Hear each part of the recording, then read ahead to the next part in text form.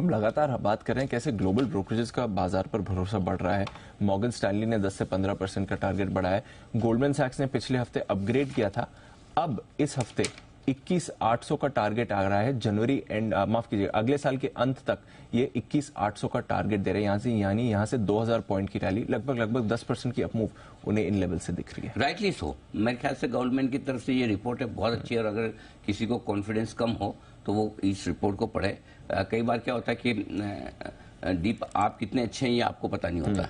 मैं अगर कहूँ दीप आप ये कर सकते हो, you are too good for this, तो आपको कॉन्फिडेंस आ जाता है। हमारा भी यही हाल है।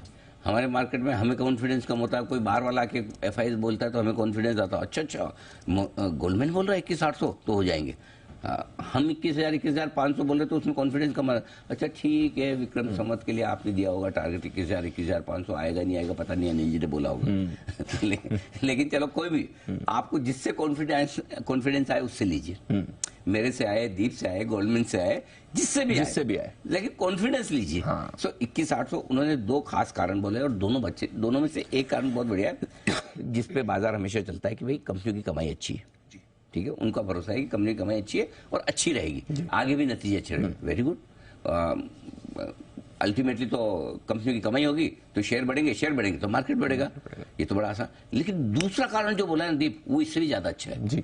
और वही सबसे बड़ा इंपॉर्टेंट है, वैल्यूएशंस अभी भी अच्छे हैं। आमतौर पर इस मार्केट में वैल्यूएशंस अच्छे बोलने वाले लोग कम बचे हैं। लेकिन निफ्टी सेंसेक्स दिग्गजों में जो बहुत बड़ी तेजी नहीं हुई है, उसके चलते हुए गोल्डमैन को लगता है कि अभी भी वैल्यूएशन आकर्षक है। लार्ज कैप स्मॉल कैप पे कमेंट नहीं है, ये मिड कैप स्मॉल कैप पे है। सॉरी, लार्ज कैप पे है, मिड कैप स्मॉल कैप पे नहीं है। सो इसलिए वैल्यूएशन अच्छे हैं। तो मेरे ख्याल से ये अच्छा। और एक ही उन्होंने पॉइंट बोला है जो सबसे इंपॉर्टेंट है अगले साल के लिए, वो इलेक्शन। आपको हमको सबको पता है। और अगर इलेक्शन के बाद उनका ये मानना है कि बाजार का प्रदर्शन अच्छा रहेगा, और बाकी सब लोगों का मानना है कि इलेक्शन के पहले भी अच्छा रहेगा। सो कुल मिलाकर बाजार पर गोल्डमैन का ये कॉन्फिडेंस बढ़ाने वाला रिपोर्ट है।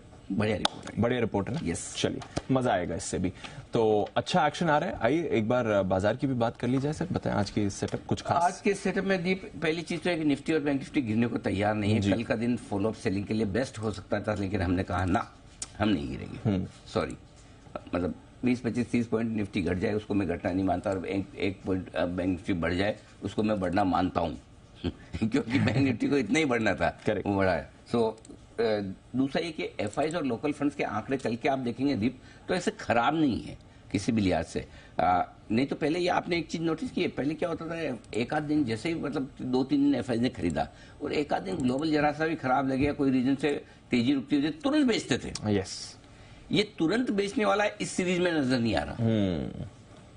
ये हाथ रोक रहे हैं क्या, ठीक है एक आध दिन नहीं है, चलो ठीक है देखते हैं। सो कल के सेशन के भी ये डेटा थोड़े इंटरेस्टिंग आए। तीसरा, मेटल ग्लोबली थोड़े ठीक हो रहे हैं। 5% मेटल इंडेक्स बढ़ गया एक हफ्ते में। तो एक स्टील को छोड़ दो, बाकी मेटल ठीक है। IT शेयर लगातार तेजी में। हमने कहा भी इस नवरत्न SIP में कि IT में आप SIP कीजिए, और IT बुलिश है। रिलायंस जैसे शेयरों पर से भी थोड़ा सहारा आ सकता है। तो आई थिंक निफ्टी को भी सपोर्ट देने के लिए काफी कुछ है। और बैंक निफ्टी अगर कल की मजबूती को आज तेजी में बदल दे तो फिर कहना ही क्या। कल मजबूत था, आज तेजी हो सकती है क्या। अगर वो हो गया तो आपका काम हो गया। ऐसे में एक बार फिर से ट्रेडिंग रेंज के ऊपरी सिरे तक जाने की तैयारी बाजार की हो सकती है, जिसमें निफ्टी 19,800 से 19,900 की रेंज में जाने की कोशिश करेगा, तो बैंक निफ्टी फिर से 44,200 की रेंज में जाने की कोशिश कर सकता है। ये आज के लिए आपकी स्ट्रेटजी होनी चाहिए। Got it. Setup sir.